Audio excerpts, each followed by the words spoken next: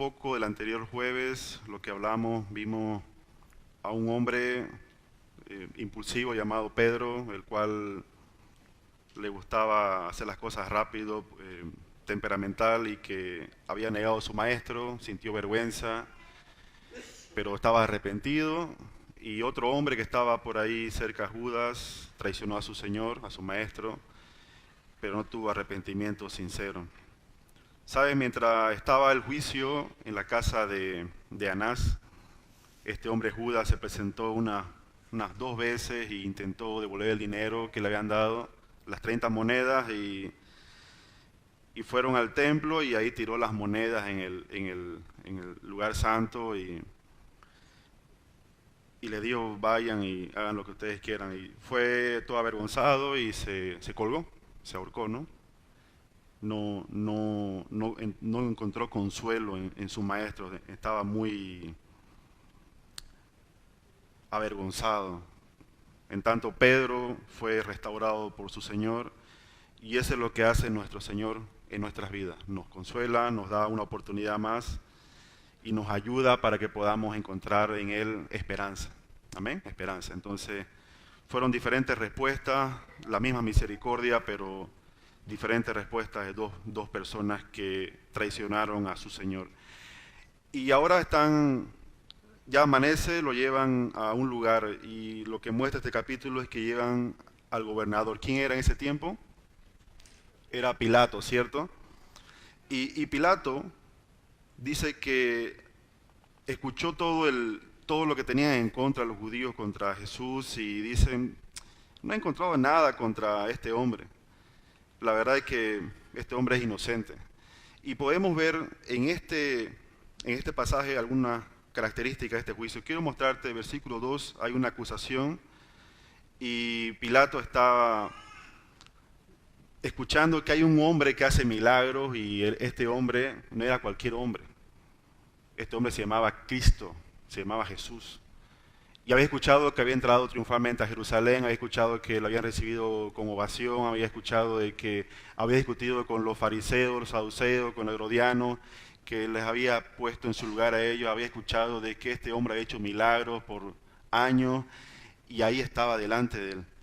Y este hombre, Pilato, tenía un gran problema, y es que los judíos no lo querían. No lo querían porque lo acusaban de que era un hombre perverso, era un hombre asesino. Y justamente los enemigos de Pilato van y se le acercan. Y le dicen, ¿sabe qué, Pilato? Tenemos a este hombre, el cual dice que es rey, el cual dice que no debemos dar tributo a César, dar dinero a Roma, y queremos que tú lo mates. Entonces hay un interrogatorio, versículo 3, y Pilato le pregunta, ¿es cierto esto? Y la respuesta a él dice, tú lo dices, tú lo dices.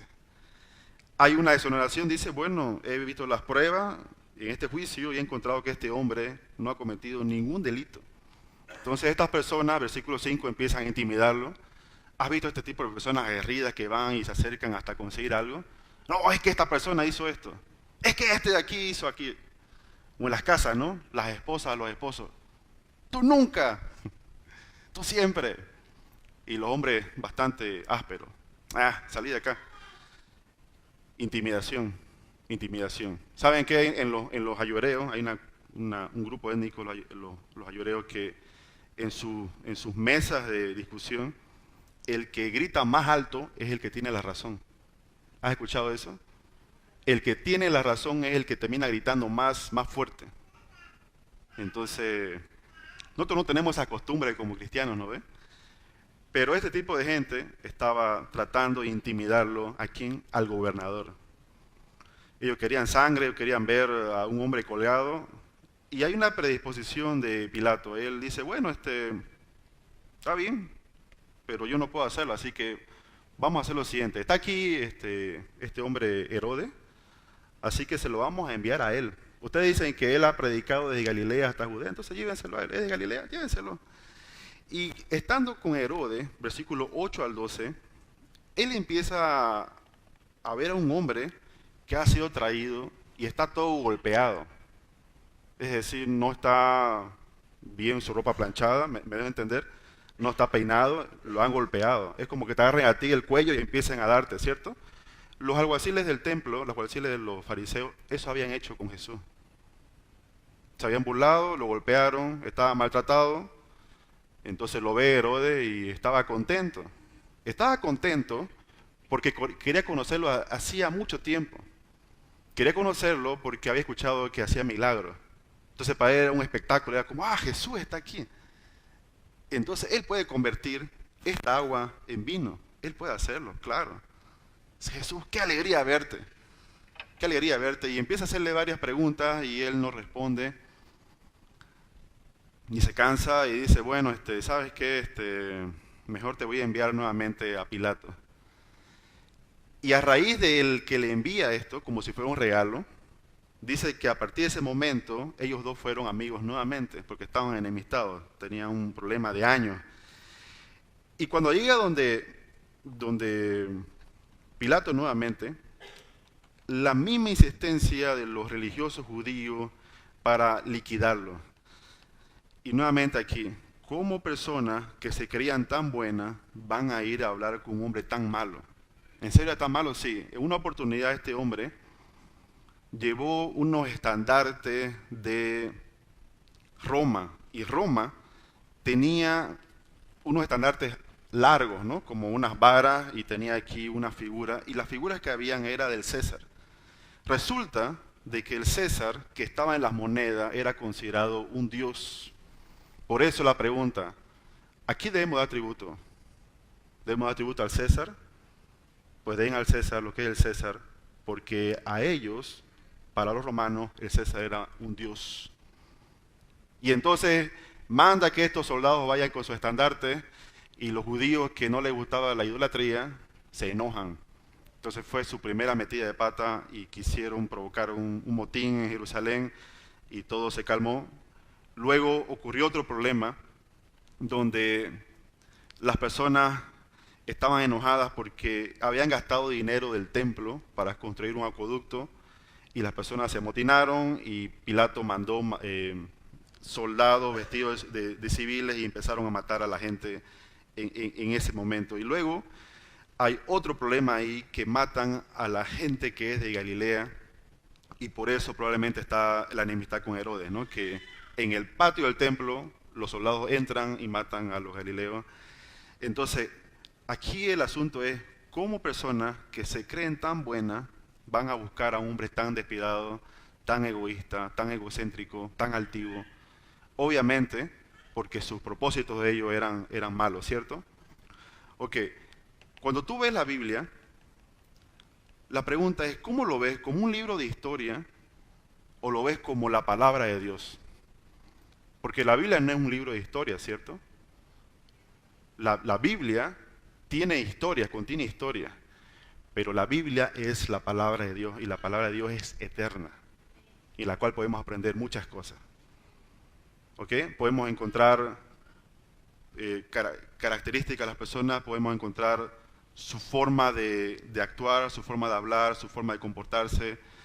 Y aquí lo que está sucediendo es personas religiosas que adoran a Dios, que van al templo, que leen la escritura, que ayunan, que dan su diezmo. ¿Me dejan entender? Que no son cosas malas, son cosas buenas, que también cantan salmos, que se memorizan salmos, que leen la Biblia todos los días. Estas personas hacían eso. Estamos hablando de sacerdotes de Dios, pero el problema era que ellos no practicaban lo que enseñaban. Ese era el gran problema. Nunca habían nacido de nuevo, nunca fueron justificados, y estos eran los enemigos de Dios, aunque se hacían ver como sus amigos. Ok, entonces este hombre brutal está charlando y mostrando, a ver, explíquenme, me trae un hombre que no encuentro ningún mal, pero ustedes son buenos y dicen que él es malo. Nuevamente, ¿cuál es el problema? El problema él es que dice él que él es el Hijo de Dios, que él es el Cristo, que él es el Rey. Ese es el problema. Y si tú, Pilato, no haces lo que nosotros queremos, vamos a provocar un problema grande en este lugar. Y te van a despachar así de rápido. Entonces aquí hay un gran problema de decisión. Hay un hombre que está con miedo Pilato está con miedo, hay un tema de decisión, ahora ¿qué hago? Viene esta turba de gente y ahora, si lo suelto, me van a hacer un lío y si lo mato, me voy a meter en un gran lío porque es inocente. Versículo 16 entonces habla de decisión. Bueno, lo que voy a hacer es flagelarlo, que vayan y le den unos chicotazos, pues, ¿no? O sea, y listo, lo suelto, ¿no? El problema es que eso iba a hacer que se amotinen, entonces piensa en una segunda opción. Dice, bueno, miren bien, tengo este hombre malo que se llama Barrabás y les puedo soltar. Es decir, la costumbre aquí es que por cada fiesta suelte a un hombre que sea preso. ¿Qué les parece? ¿Les parece bien el trueque? Este hombre lo suelto y a este lo mato. ¿Eso quieren? Y ellos dicen, claro, está bien. ¿Sabes qué? Ese nombre Barrabás significa hijo de un padre. Y lo que están diciendo ellos, los judíos, los principales, es, queremos que sueltes al hijo de un padre y mates al que él es el hijo del padre. ¿Quieres eso realmente? ¿Quieres realmente eso? ¿Que cambie un hijo por otro hijo? ¿Quieres eso realmente? Anás y Caifás, ¿lo quieres realmente? Y dice, sí, está bien.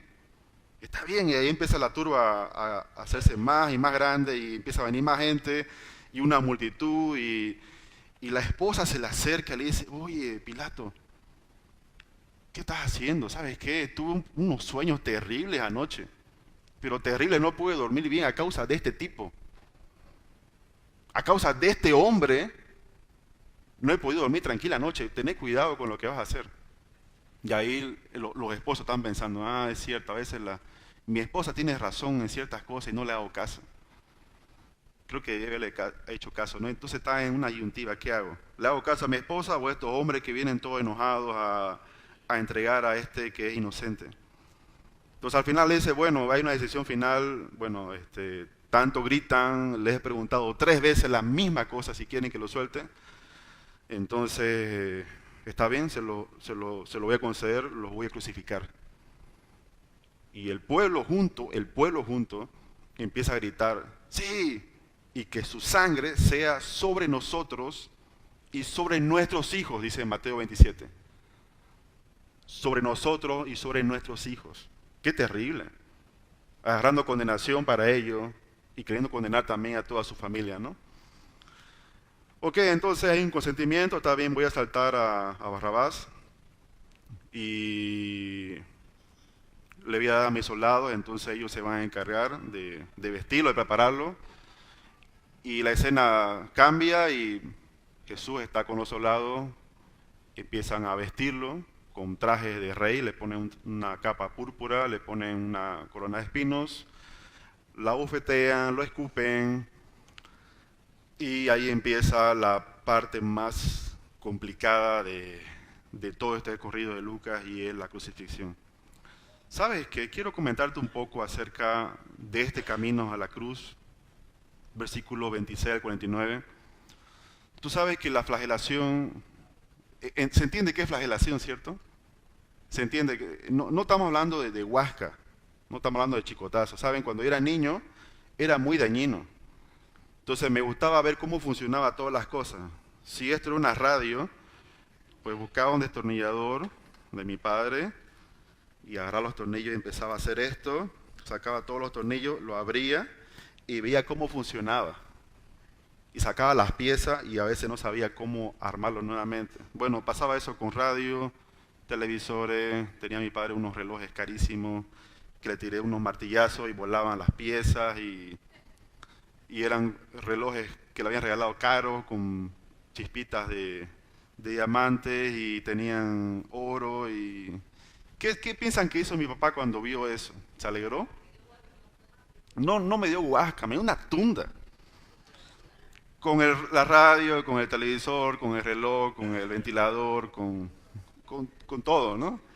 Y tenía un cinturón más grueso que el mío y me daba, pero duro, ¿no? Eso era para corregirme. Ojo, porque él me amaba, entonces quería corregirme. Aquí está hablando de flagelación. No está hablando de huasca, está hablando de flagelación.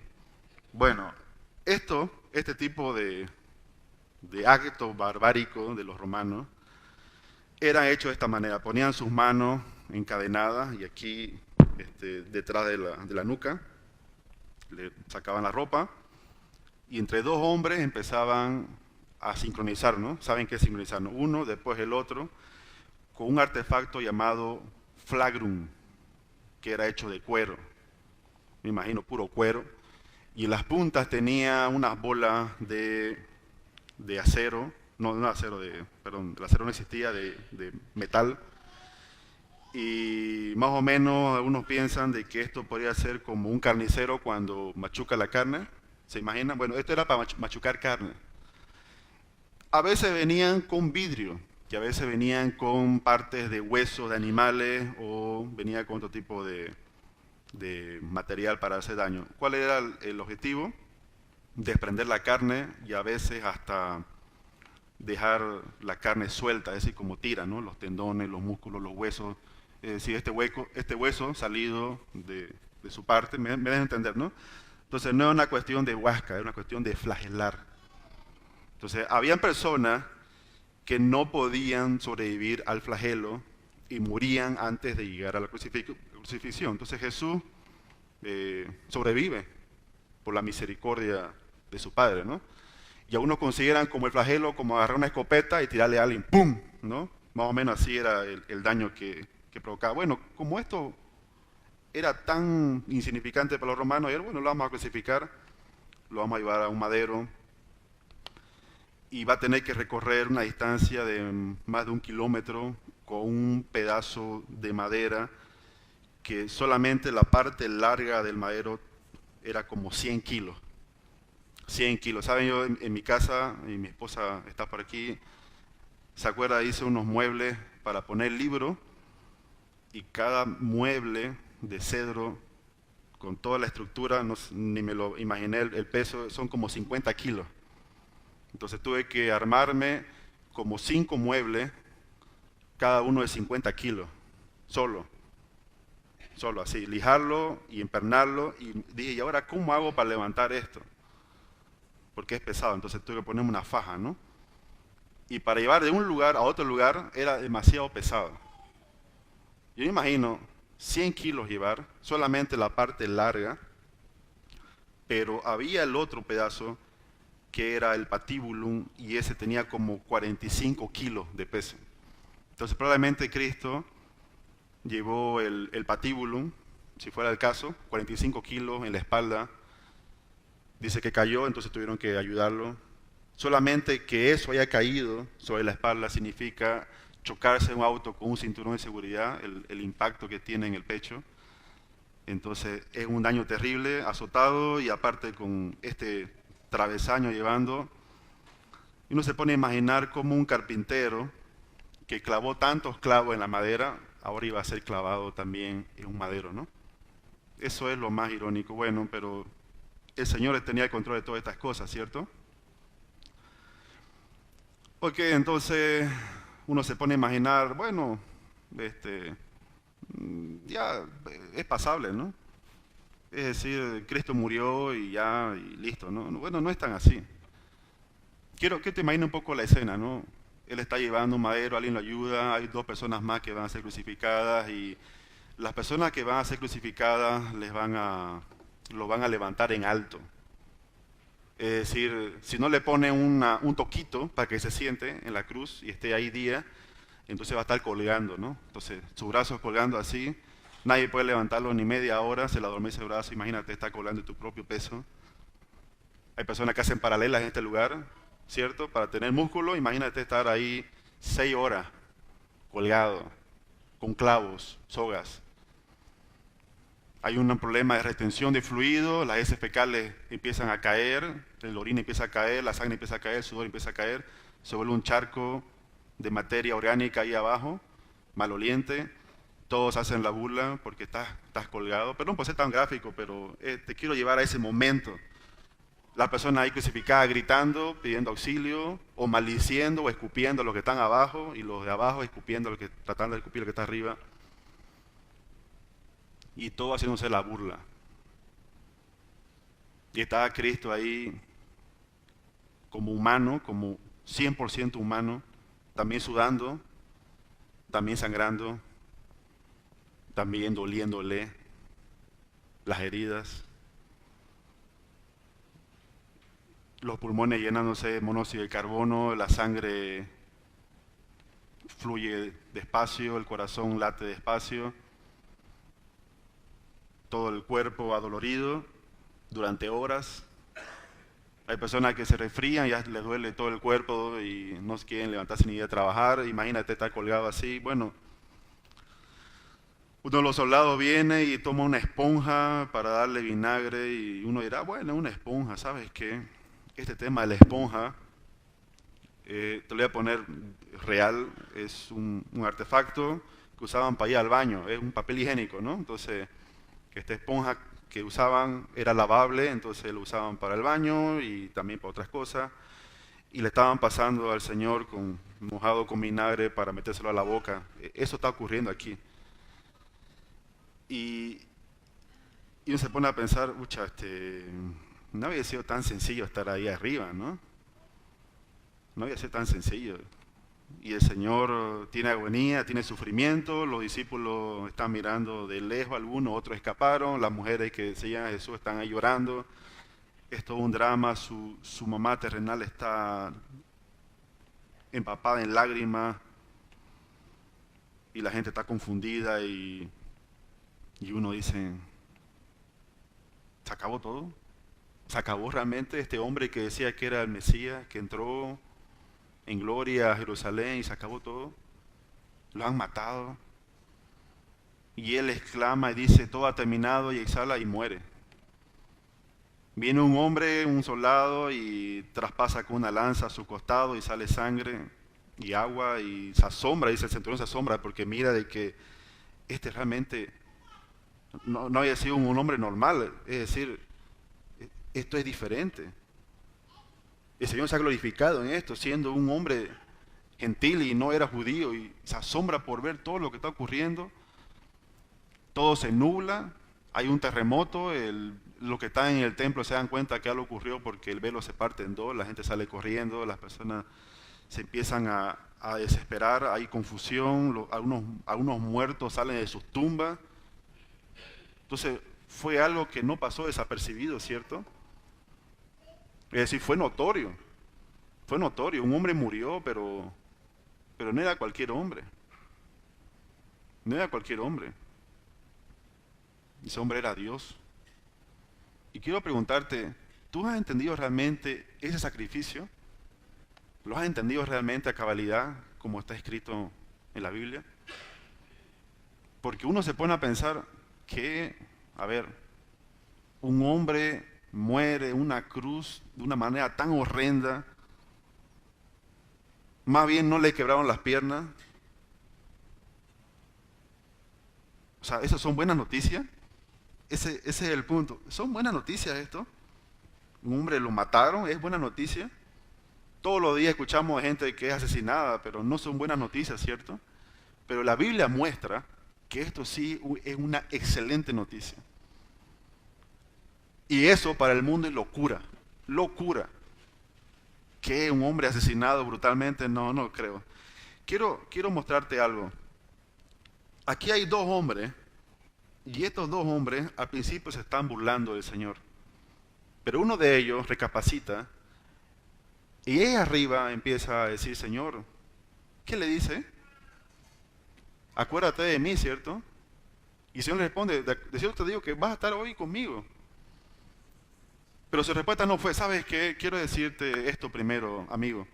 Tú que eres ladrón, primeramente tienes que arrepentirte y vas a bajarte de tu cruz, vas a hacer una oración para aceptar, vas a ir y te vas a bautizar, y una vez bautizado te vuelves a subir y ahí vamos a hablar y te perdono. Pero antes vas a leer estos libros y vas a leer estos pasajes, es decir, que no es eso, ¿cierto? No digo que sea malo bautizarse, es bueno leer la Biblia, es bueno arrepentirse, son cosas muy buenas y que hay que hacerlas, pero esa es respuesta a algo que ocurrió adentro, es algo que ha ocurrido adentro del corazón del hombre. Lo que ocurrió en él fue que le creyó a Dios y por eso fue justificado. Por eso fue justificado, porque creyó en que Dios envió a su Hijo para morir por pecadores, por eso, un hombre malo, pero que Dios lo llamó justo. Ok, entonces esa buena noticia de que estaba muriendo era para derramar su sangre y de esa manera hacernos salvos. Quiero, por favor, que puedas buscar en este momento Isaías 53. Isaías 53, versículos 3 y 4.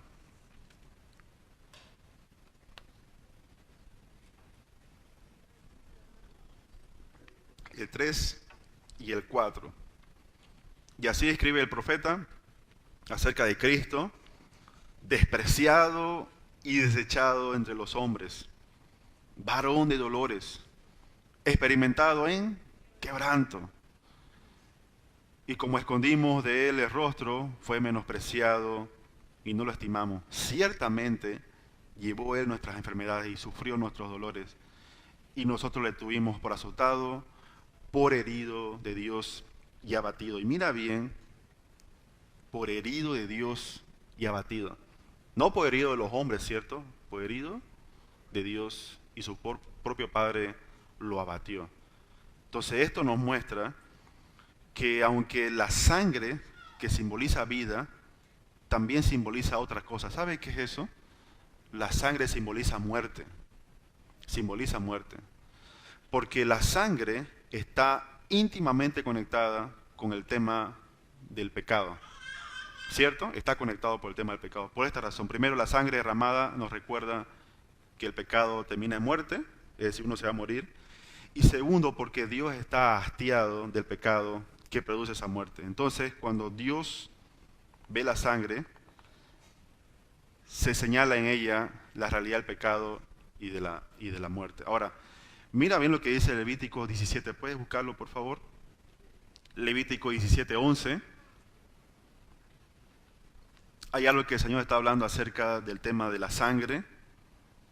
¿Por qué razón Él pidió a los israelitas que sacrifiquen animales, no personas, animales?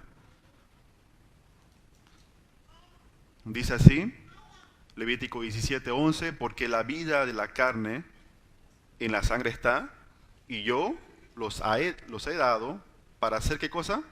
Expiación sobre el altar por vuestras almas, y la misma sangre hará expiación de la persona. Es decir, la manera en que el pueblo de Israel podía cubrir el pecado que estaba cometiendo era a través de la sangre de los animalitos. Y había todo un ritual.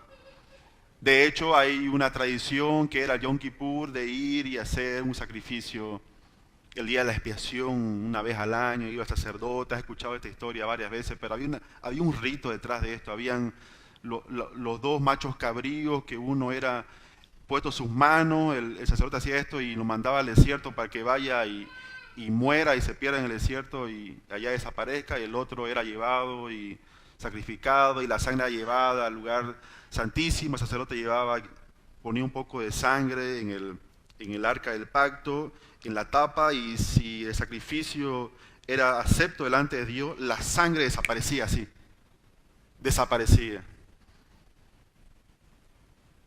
Y eso era una vez al año, pero eran por los pecados que eran de ignorancia del pueblo, pero era día de expiación.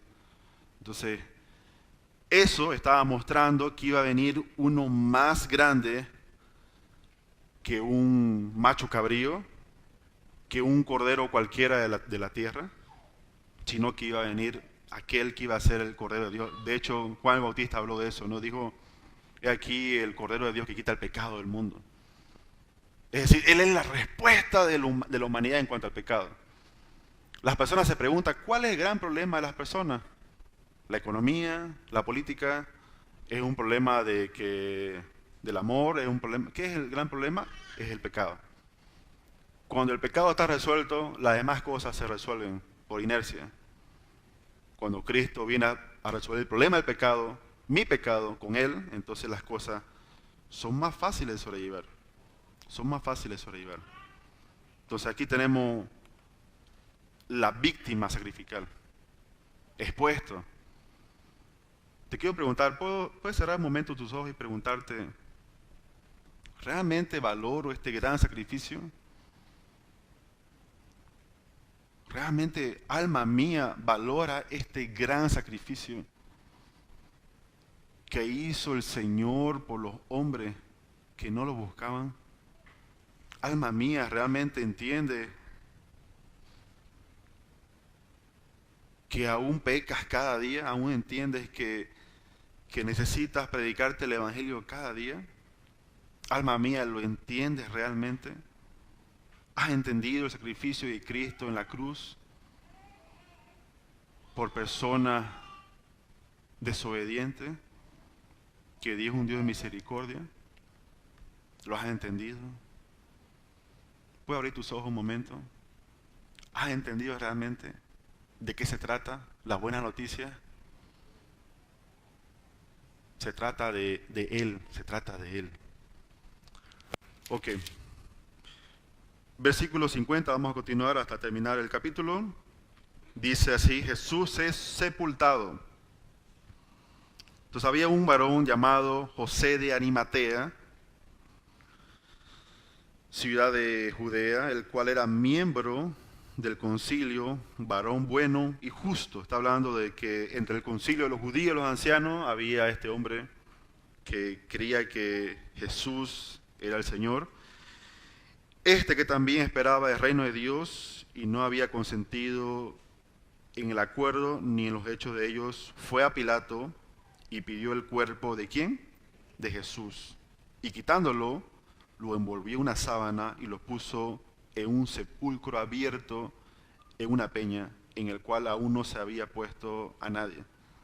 Era día de la preparación y estaba por comenzar el día del reposo, y las mujeres que habían venido con él de Galilea siguieron también y vinieron, y vieron el sepulcro y cómo fue puesto su cuerpo, y vueltas prepararon especias aromáticas y ungüentos, y descansaron el día de reposo conforme al mandamiento. Estaba hablando de, habían testigos que vieron a Cristo muerto, y habían personas que prepararon el cuerpo, José de Arimatea, y también se habla de Nicodemo, los dos estaban ahí, hicieron todo, es decir, ¿has visto a un muerto alguna vez? ¿Has visto de cerca? Me dejo entender, Jesús también estuvo, la misma posición, muerto, duro, su rostro cambió, me dejo entender, ¿cierto? Y estos dos hombres fueron y prepararon todo y lo envolvieron y lo pusieron en un lugar donde antes nadie había sido puesto. La pregunta aquí que quiero preguntarte es, si este Señor, si este gran Dios dio su vida por personas imperfectas y ha amado tanto a personas imperfectas, ¿acaso también nosotros no deberíamos hacer lo mismo? De alguien que tenga convicción de morir por personas que lo odian. El asunto es, ¿realmente estamos dispuestos a amar a otros que nos caen mal, que nos caen pesados, que nos hacen la vida imposible? Porque ahí está el tema, ¿cierto? Leer la Biblia es una cosa, vivirlo es completamente diferente. Los fariseos conocían perfectamente la ley, los salmos, los profetas, la ley, los profetas y los salmos, perfectamente. Y nosotros como cristianos, nuestro mandato o lo que el Señor nos ha mandado es, amen a sus enemigos, háganle bien a aquellos que los maldicen, perdónenlos. Es decir, el Evangelio no se trata de prohibición, el Evangelio se trata de hacer. Ese es el Evangelio. Hagan esto, amen, adoren, oren, hagan así, así, así. Sean pacificadores, no sean peleones. Sean peleones con su pecado, con su propio pecado. Amén. Amén. Vamos a orar entonces y que el Señor nos ayude a vivir esta palabra y a amar como Cristo nos ama. ¿Está bien? Quédate con eso esta noche. Vete con eso. amar como Cristo nos ama, misericordia como Cristo tiene misericordia y nos ha perdonado. Cierra tus ojos, Padre, en el nombre de Cristo Jesús. Señor, gracias por tu perfecta palabra. Señor, no se contradice, tu palabra no pasa de moda, tu palabra es eterna, tu palabra es la que nos da el alimento diario, Señor, y queremos en esta noche salir de aquí glorificando tu nombre, sabiendo que, Señor, tú nos has hablado. Padre, suplicarte que todo lo que queda esta semana, Señor, lo llevamos para ti.